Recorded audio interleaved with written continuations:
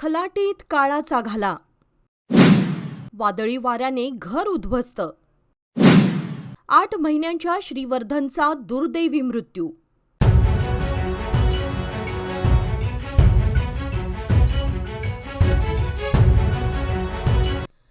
खलाटी गावावर गुरुवारी सायंकाळी दुःखाचा डोंगर कोसळला.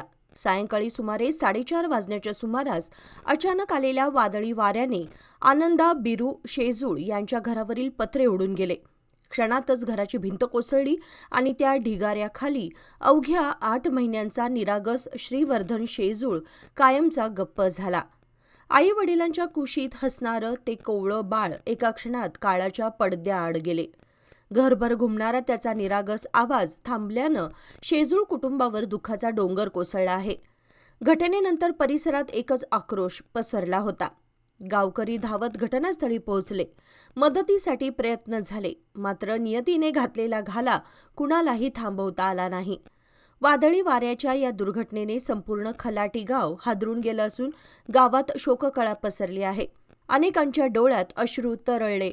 अजून जग पाहायचंही बाकी असलेल्या चिमुकल्याला काळाने इतक्या लवकर हिरावून नेलं अशी हळहळ ग्रामस्थ व्यक्त करत आहेत. दरम्यान या वादळी वाऱ्यामुळे परिसरातील काही घरांचंही नुकसान झालं असून प्रशासनाकडून पंचनामा सुरू करण्यात आला आहे.